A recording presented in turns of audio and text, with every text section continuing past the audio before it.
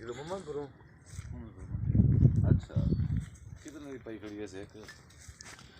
ਕੋਈ ਪਤਾ ਨਹੀਂ ਅੱਛਾ